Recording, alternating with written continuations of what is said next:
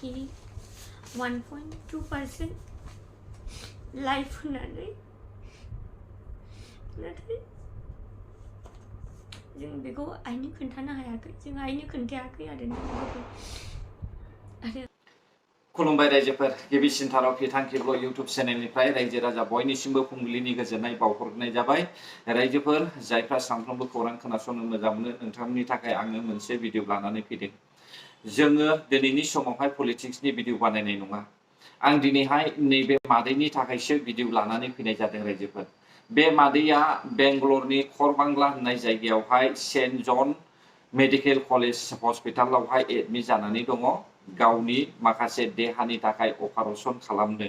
दा बेयावहाय रांनि मदद जानानै फैदों दा रांनि आंखाल जानायलाय बिनिनो फिसाजोआ दिनै ससियेल मिडियायावहाय रांनि अनसुंथाइ हास्थायनायनि भिडिअ बानायनाय जोङो नुनो मोनदों दा बे बिनानावखौहाय आङो सिनायखायो दा बे बिनानावखौ सिनायखानायखाय आङो भिडिअखौबो पारमिसन बिदों भिडिअ बानायनो थाखाय दिनैहाय जोङो बयबो मिथिगौ जे रांनि मदद नांगौ दा रांखौहाय जोङो गोरलैयैनो मदद खालामज्लायनो हायो दिनैनि समावहाय नैबे ससियेल मिडिया जुगावहाय मानोना बयनिबो मबाइलावहाय बयहाबो एकाउन्ट थायो आरो बे मबाइलजोंनो बयबो मददबो खालामनो हायो आरो भिडिअफोरखौबो शेयार खालामज्लायनो हायो जाहाथे जायफ्रा गोसो गुदुं बिथांमोना जाखिनि हायो थाइसे थाइनै नैबे QR क'डआवहाय स्केन खालामनानैहाय फैसाफोरखौहाय फाथायहरनो हायो दा बिनि थोस'यै जायगायावहाय एसेब्लाबो मदद खालामनो हानाय बायदि नोंसोरनावहाय रिक्वेस्ट खालामदों बिनिनो फिसाजो मादैनि फिसाजो बियो दा बियो रिक्वेस्ट खालामदों आरो जुदि नोंथांमोना गोसो मोनस्रायाब्ला नोंथांमोना कल खालामनानैबो सोंहरनो हागोन आरो बेवहाय QR क'डजों लोगोसे एकाउन्ट नाम्बारबो होखानाय दङ मानसिनि नाम गासैबो दंखायो दा बेनिखायनो आङो आसा खालामदों नोंथांमोनाबो एसेब्लाबो मदद खालामगोन दिनैनि समावहाय बयनिबो मबाइलावहाय PhonePe Google Pay Paytm आरो गुबुन गुबुन कम्पानिफोरनि पेबो दङ बेयावहाय एप्स जोंहाय पे खालामनो हानाय माखासे सुबिदा दङ बेनिखायनो सासे बेमारिनि जिउखौहाय आरोबाव मोजाङाव लाबोनो थाखाय यानिखि थैनायनिफ्राय बोखांनो थाखाय जों बयबो हेफाजाब होलायोब्ला मोजां जागोन बेखौ साननानै आंबो भिडिअ बानायनाय जादों दा बे समावहाय बे बिनानावा मा बुंदों गावनि बिमानि सायावहाय नोंथांमोना खोनासंनानै लाब्लानो जाबाय खुलुमबाय बयनिसिमबो इसोरा बाख्नायजाथों आंनि मुङा निजलिका हाज'वारि नोंथांमोना मिथिखागौ जानो हागौ आरो आङो बे भिडिअनि गेजेरजों आङो दिनै मोनसे रिक्वेस्ट खालामदों बे रिक्वेस्टआनो जाबाय आंनिनो जोनोमगिरि बिमा आइ बियो गोबांथार सैनांनानै दङ नोंथांमोननि हेल्प नांगौ नोंथांमोननि प्रेयार्स नांगौ नोंथांमोननि बेबायदिनो थाइसे थाइनै हेफाजाब नांगौ मानो होनोब्ला जोंनि आइनि जानो थांगासिनो दङ जे अपारेशन बियो जागोन गाबोनहाय एडमिट खालामनांगौ अक्ट'बर 27 आव एडमिट खालामगोन हस्पिटालावहाय आरो बे हस्पिटालावहाय एडमिट खालामखांनायनि उनावहाय डक्टरा सानथाम नायनानैहाय बेबायदिनो 29 अक्ट'बर नङाला 30 अक्ट'बरावहाय जोंनि आइखौहाय अपारेशन खालामगोन आरो बे अपारेशनावहाय 6 आवार्स to 7 आवार्सआ जानो हागौ होननानै डक्टरा फोरमायदों जानुवारिनिफ्रायनो जोंनि आइया बियो खिनोबो हायाखै माने टयलेटाव थांनो हायाखै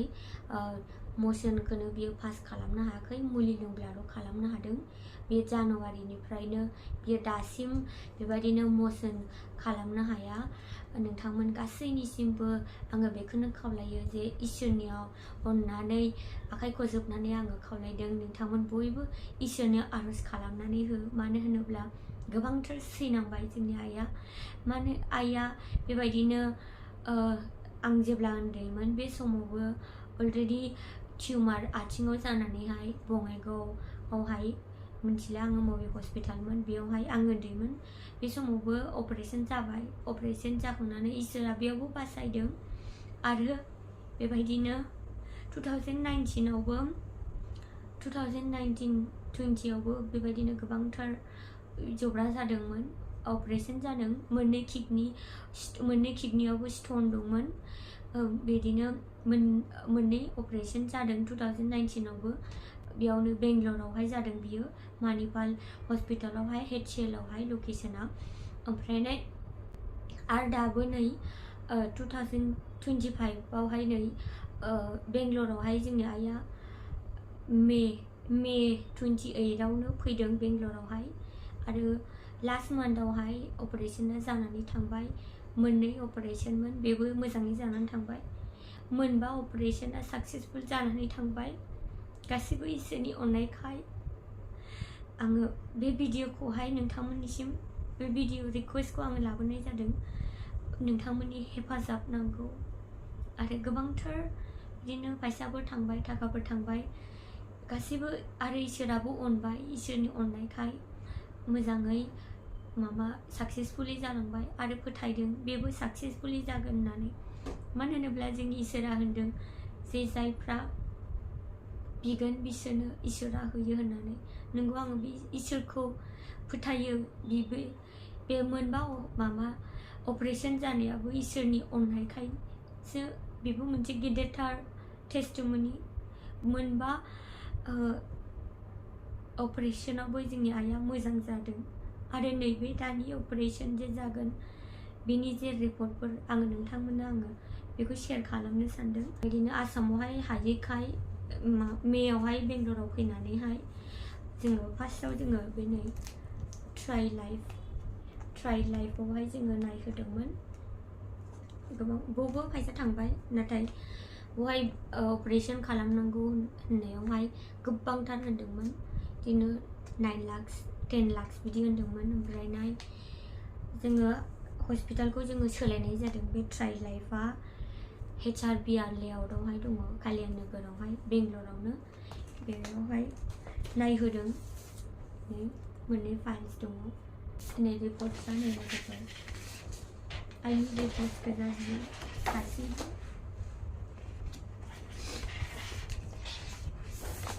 नोंथांमोना नायनो हागोन नै बे गासै स्केन खालामनाय गोजा आरोना उदैनि स्केन खालामनाय गोजा ओमफ्राय नै लोगोफोर नैबेयो माबा जोङो सेन्ट जन्स बेंगलरावनो saint John's medical college hospital बियो करमांगलायावहाय बेयो माबा जोङो बेयाव लाबोफिननानैहाय दायो अपारेशना मोननै साक्सेसफुल जाबाय मोनसेया जाबाय गल ब्लाडारखौहाय बख'बाय ओमफ्राय किडनी स्टनखौबो माबाबाय ओमफ्राय दायो आइनि उदैयावहाय बेबायदिनो माबा दङ स्टेन होनानै दोनदों माने अन्थाइ बख'नायाव स्टेन सोयोना दायो स्टेना बिदिनो दङ मास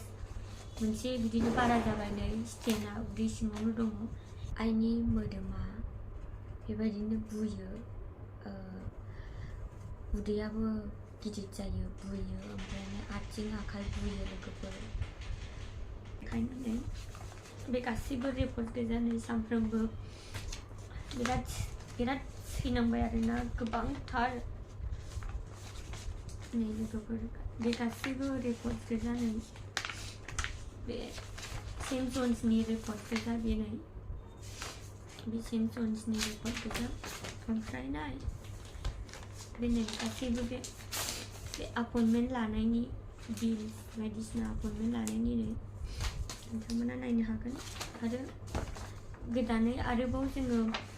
बे अपारेशनखौ जोबखांनानैहाय आरोबाव नायहोबावदोंमोन ओमफ्राय पेट सिटि खालामनायावहाय डक्टरा रिपर्ट मोनबाय नोंथांमोननो देखायनो आङो भिडिअ'आवहाय बारा मोजां नुनाय नङा डक्टरा होनदों कि 1.2% लाइफ होननानै नाथाय जों बेखौ आइनो खोन्थानो हायाखै जों आइनो खोन्थायाखै आरोना आरो खोन्थानो हायाखै दायो जे अपारेशन जागोन बे अपारेशना जाबाय लिभार केन्सार होनदों डक्टरा ओमफ्राय डक्टराबो गेरेन्टि माने लाइफआ 1.2% होनदों डक्टरा नाथाय इसोरनि आखायाव बे गासैबो नोंथांमोननि प्रेयार नांगौ आरो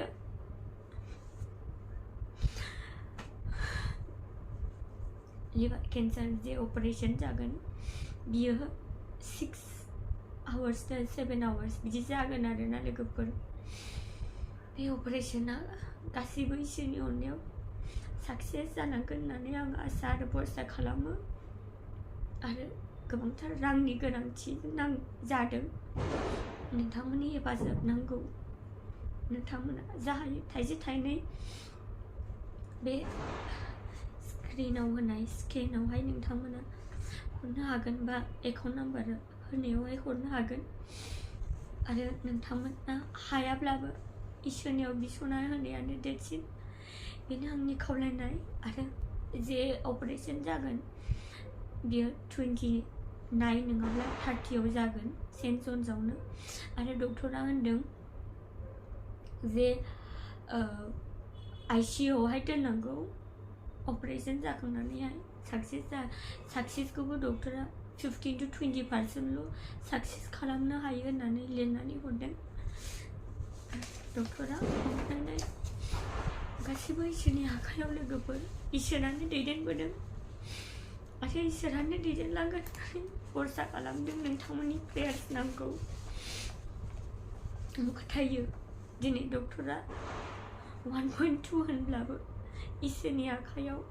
जेरै लाजारा थैनायनिफ्राय थांखांफिनदों बेबायदिनो आइया जेरै 5 बार अपारेशन जानायाव इसोरा फाहामदों बेबायदिनो नैबे 6th टाइम अपारेशनावबो मोजाङै जागोन होननानै। आरो बेनो लोगोफोर आंनि जे खावलायनाय रिकुवेस्टआ। नोंथांमोन गासैखौबो खावलायदों बे भिडिअखौहाय शेयार खालामनानै हो।